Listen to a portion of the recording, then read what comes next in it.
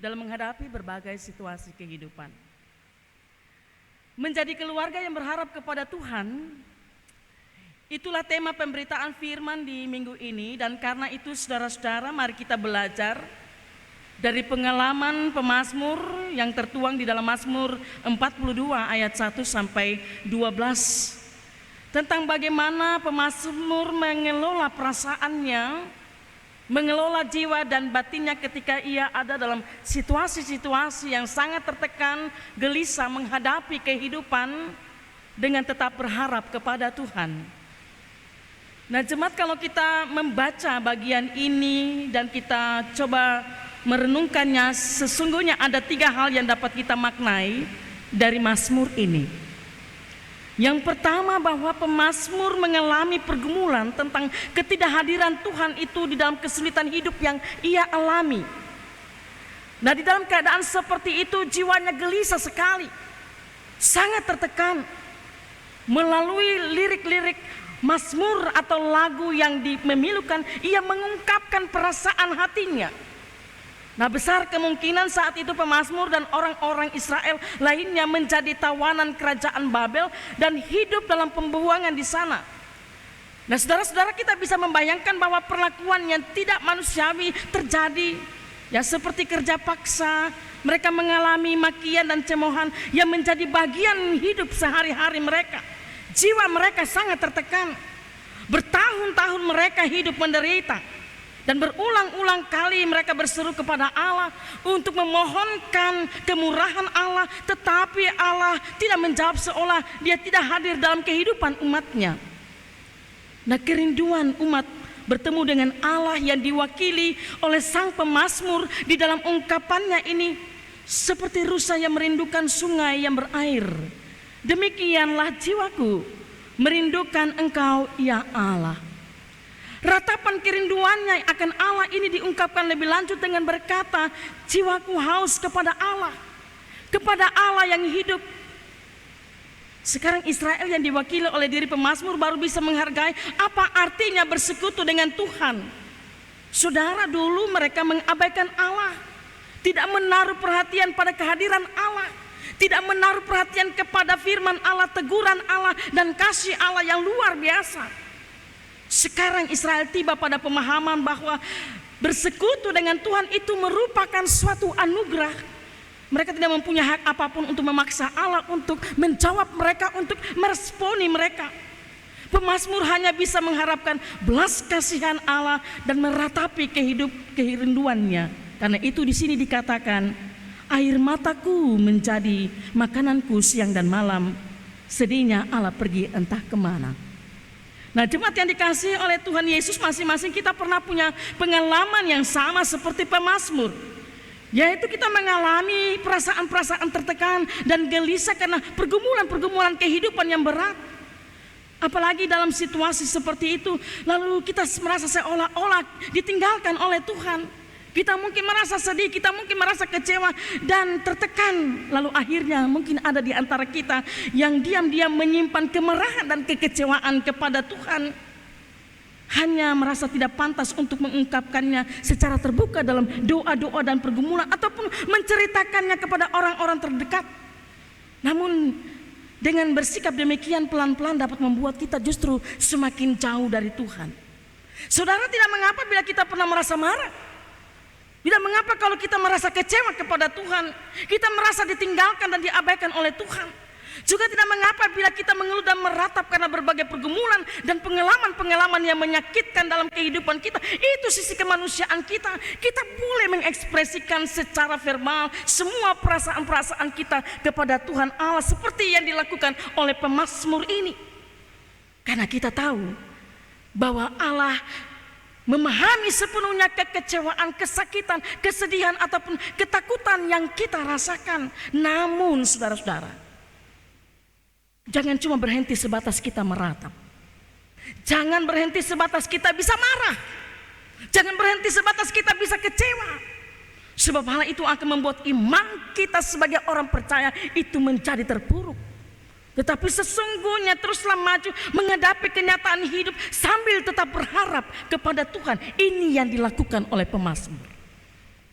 Yang kedua, jemaat terkasih, setelah sekian lama pemazmur membiarkan jiwanya terpuruk, ia memutuskan untuk tidak membiarkan keadaan terpuruk itu berlarut-larut. Ia mengarahkan mata imannya kembali kepada Allah. Karena itu ia berkata, ini yang hendak ku ingat.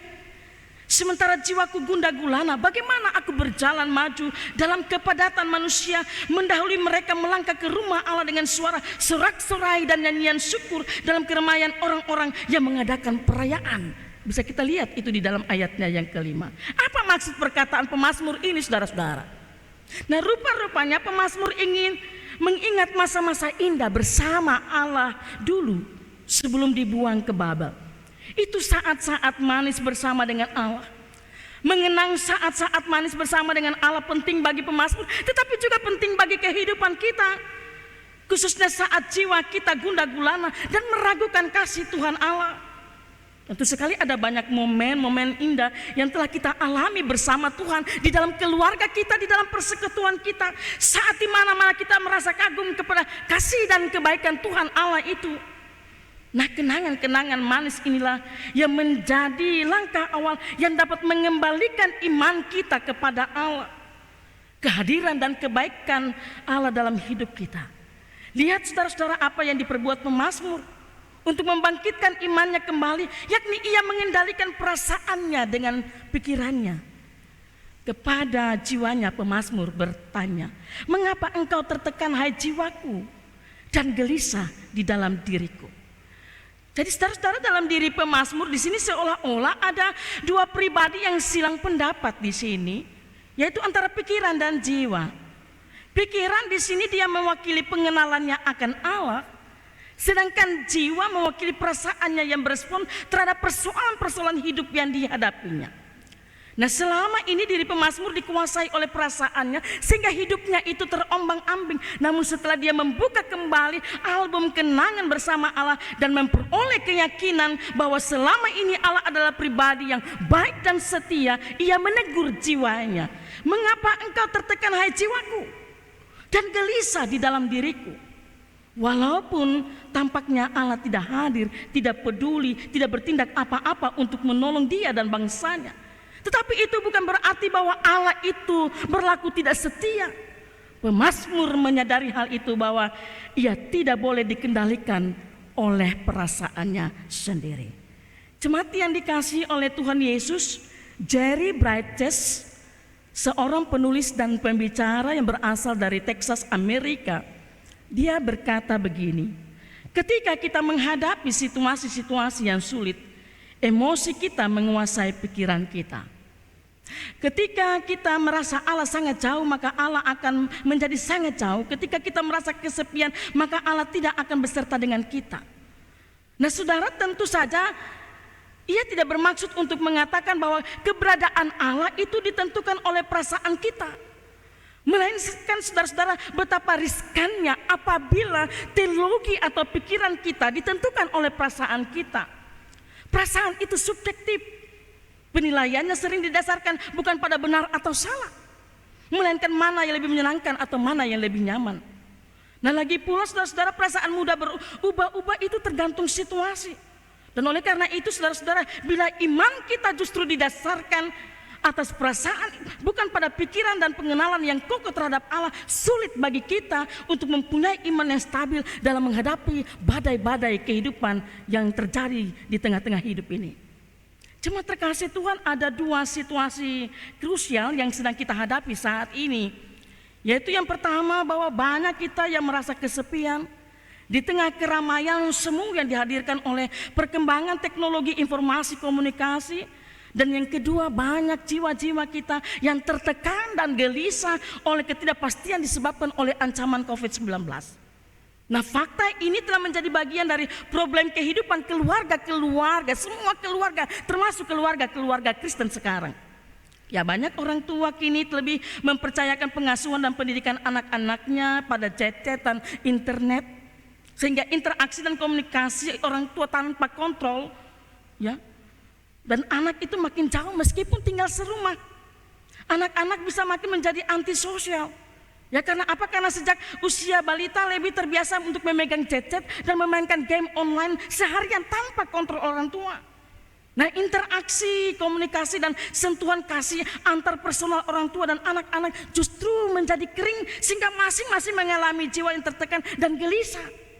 Bahkan ibadah-ibadah kita dan doa-doa kita hanya menjadi sekedar kebiasaan tanpa proses penghayatan yang membebaskan jiwa dari situasi-situasi kehidupan yang menekan dan menggelisahkan tersebut. Belum lagi ditambah dengan kenyataan bahwa sudah setahun lebih ini situasi ketidakpastian dan kebimbangan sebagai dampak dari berbagai pembatasan dan protokol kesehatan atas COVID-19 ini, saudara-saudara. Keluarga-keluarga kita sangat merasakan dampak di berbagai aspek kehidupan, terutama dalam bidang ekonomi dan pendidikan anak-anak kita. Bahkan tidak sedikit kita juga sebagai orang tua, papa mama, yang justru merasa frustrasi karena kehilangan pekerjaan. Ini yang lalu melahirkan jiwa tertekan, ya karena dirumahkan, pendapatan kurang dan sebagainya. Bahkan anak-anak pun frustasi karena kehilangan masa-masa emas pertumbuhan mereka, ya, masa-masa berinteraksi dengan teman-teman sebaya dalam percakapan maupun di dalam permainan. Nah, terhentinya proses pendidikan formal pada hakikatnya telah menutup ruang perkembangan jiwa, mental dan pengetahuan anak-anak kita. Nah, jemaat terkasih, pada dua konteks yang sangat krusial ini, maka keluarga-keluarga Kristen mesti menjadi poros yang dengannya setiap anggota keluarga menancapkan sauh pengharapan dan sukacita untuk terus menguatkan jiwa-jiwa yang tertekan dan gelisah. Nah, kekuatan pengharapan dalam keluarga itu pula yang menjadi sumber mata air untuk tetap menghadirkan Allah dalam Yesus di dalam kehidupan keluarga. Dan oleh sebab itu, jemaat terkasih, memang fondasi keluarga dalam pergumulan saat ini adalah berdoa dan berharap kepada Tuhan.